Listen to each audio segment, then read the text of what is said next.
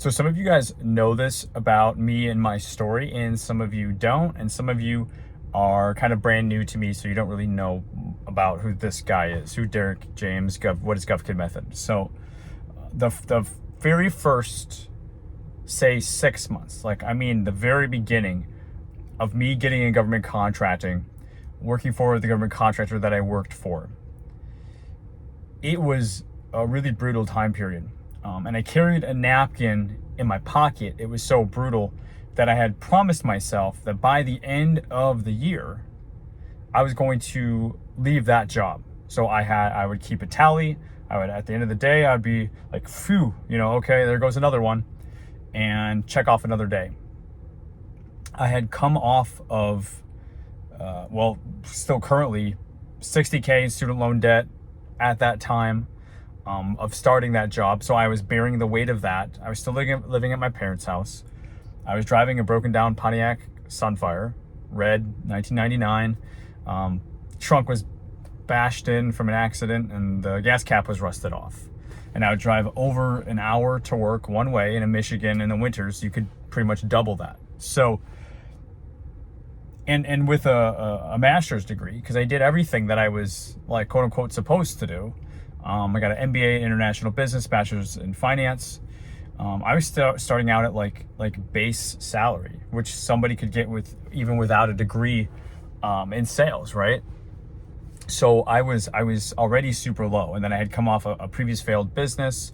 Some of you don't know this about me, but I ran a pizza place for 1 year called Pizza in Paradise.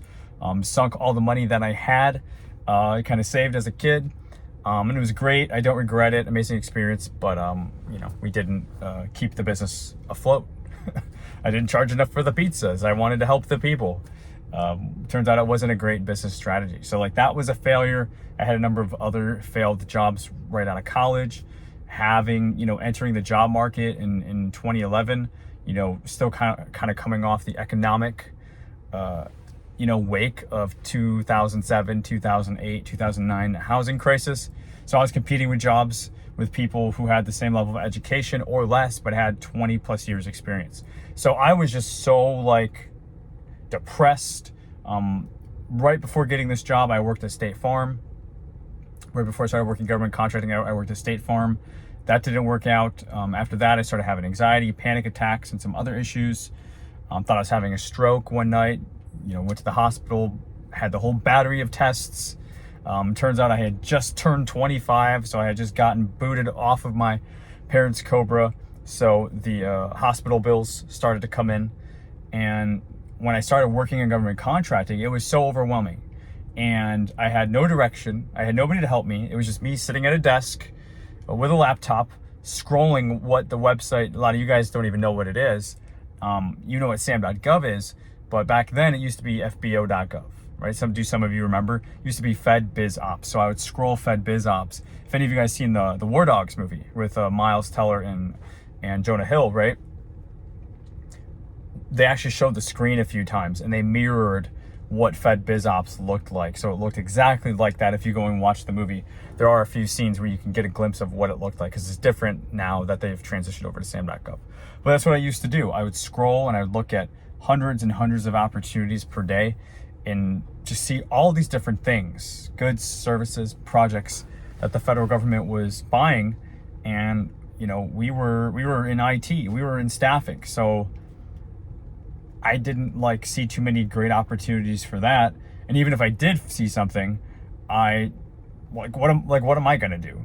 I did have, so when I was in graduate school, I did do a year and a half of nonprofit grant writing. So that in part was how I got this position, because it was that plus some sales experience, working for John Hancock, working for State Farm, and some other financial places with my finance degree, right? So this job came on the bid board with the college I graduated from, and so I applied, and I actually didn't take this government contracting job at first. I went to work at State Farm. I said, no, this seems weird. Worked at State Farm, left there, went back with my tail between my legs and said, hey, I made a mistake. So guys, I wasn't even supposed to be in GovCon. There's so many things that should have happened. God must have interceded, and there must have been some divine intervention. Like GovKid method, none of this would exist if all of these things that stopped me, because I did everything I could to get out of government contracting. Even from taking the different route, the different job, the first time this position was offered to me, and then the first week after I did take the position, my boss, she wanted to fire me because, I don't know if any of you know, you're familiar with Oasis, now it's not the first round of the Oasis government-wide acquisition contract, GWAC, but at that time it was the first rolling out of Oasis. And so anybody who knows what that is can appreciate putting a person to write a proposal for the Oasis proposal during their first week and wanting to fire them was freaking ridiculous, and really was a testament to the type of culture that I continued to bear throughout my 5+ years working with them, where I won 32 contracts worth over $15 million for them. Me being the VP, eventually becoming the VP of business development from the little guy who knew nothing, right? But I should have been fired. The guy who hired me, and then I came back with my tail between my legs, said, you know what, if you've got that sort of intestinal fortitude to come back after kind of dipping out on us, that says something about your character. We will give you a second chance. But I shouldn't have made it. And then when my boss tried to fire me, he stood up for me. Rest in peace. He's not here any longer. I attended his funeral the last year that I worked with him. So it's kind of, I don't know, what's the word? Sentimental, serendipitous. He brought, I came in with him, and in another way, I left with him. So I experienced so much life during that, half of a decade working with them. And a lot of you know, and some of you don't know. You're like, Derek, well, why aren't you actively bidding right now? And it's like, well, I had to sign a 2-year non-compete, right? So I was not able, and they definitely were very bold at reminding me, after doing everything that I did with them at that company, they were very bold at reminding me, hey, you can't do this. If you were going to go and start your own business, you can't, we will take legal action against, because I knew the relationships. I was so ingrained to the fabric of the company. When I first started working there, the first year, when I, signed that as part of your new hire paperwork, you don't think anything of it. But then after everything that had grown, it was just like, wow, what a thing. So I'll share the rest of the story another day, perhaps, but that's how kind of GovKid method was born, because I left, I jumped, things got really toxic. People were gunning for my position because I was my boss's right-hand man. And if you know anything about me, I don't engage at that level, and between that and me getting a message, God had told me, Derek, you're not showing, because I had tried to quit the job for 2 years. I interviewed, I took days off of work to interview, and nothing worked out. And I interviewed great. I presented myself fine. My resume was top notch. It just didn't work. And I kept asking God, why am I not getting out of this thing? And it turns out I learned so much excruciatingly those last couple years that now I use those experiences also as just a cherry on top. But then kind of on that fateful night too, crying with, my girlfriend at the time, and now my spouse, Lala. For those of you who know her, shout out, support at govkidmethod.com. She runs that. And some of you, are challengers, or those of you who attended a recent event got to meet her. So, but it was at that fateful night where I was just kind of crying out, which you don't really do too many times in your life, I don't think. But I truly was. Why isn't this working? I'm showing faith. And it was like something hit me in the back of that, whack. And it was a message. It was like, you're not showing me the right kind of faith. You're playing it safe, actually. You have the golden handcuffs. You're just trying to make as much money as you can but you're not walking the path that I want you to walk. And it was like, no, Derek, if you want to get out of this, you have to do actually the scariest thing that you can think of to do, which is to actually leave this, break those golden handcuffs, and show me that kind of faith. And I'm not going to tell you what you're going to do yet. Okay? You're not going to get the perfect plan before you get to jump. You have to show faith and go and trust that I will, catch you of sorts. When I get those messages, I tend to listen. It was truly because of that. That was the primary reason that I departed and left. And guys, within a year of that, GovCon method was born. I was afraid of losing all this like GovCon knowledge. And so what did I just wrote it all in a Word doc. Eventually turned it into part of the book now. But I wanted to like document my story because I was afraid, you guys know, like government contracting is like learning a second language. I was afraid if I wasn't using this, because who do you have in your life to talk about government contracting with? It's such a niche, narrow, selective industry that I was going to lose it. And I knew it was very valuable. I didn't know if I was ever going to do anything with it, but I was like, let me just, so for like a week, I just wrote everything out. And then, I tried things. I tried some GovCon things, which ended up, kind of being the start of GovCon method, but I didn't know it at the time.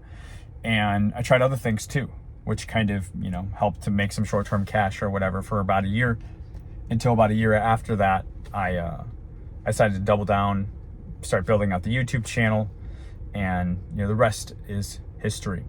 So for those of you who are new to me, because I know we got a lot of new members on the channel here, or those of you who just maybe haven't heard this part of my story, how things, this is just one piece of how things started and formulated with my life and my story and my reality of government contracting. Somebody else's reality is different, but this is mine. And the experiences that I had there are very real, and my intention is to continue to unpack those with sharing more on this level, maybe more stories, unedited, raw, sort of thing. So hopefully you guys appreciate that. I'm getting ready to move here, 1,000 miles. So that's another reason why it's like, okay, I don't want to just totally, dip out on the channel. But, we've got, 6 forks, 4 plates. The pod's already been packed, shipped to Michigan.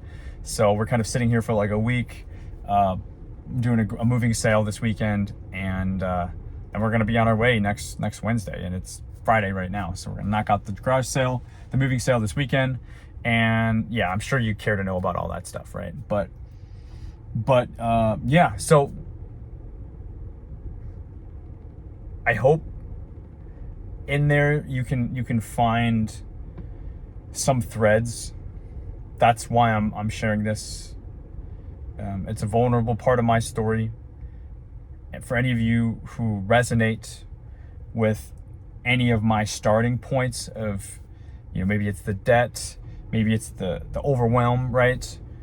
Or maybe it's the end part where it's like, I know I'm meant for something bigger.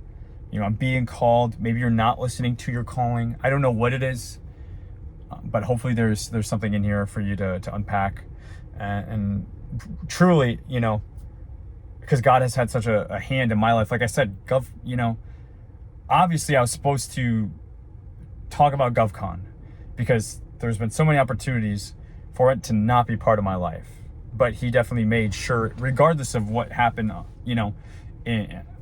in real life here, that it was no problem for him to just shoo that thing away or open up this door, open up this window, or have this person, mentor me, whatever, right? It's no problem for him. And it's very clear that he's been at work in my life, especially throughout this. So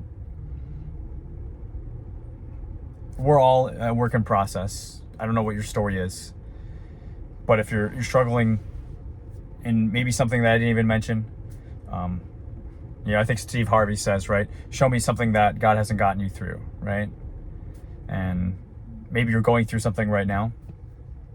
We all are in different stages, areas of life. So hopefully this is a bit of inspiration, and just sharing like something real, So hope it helps.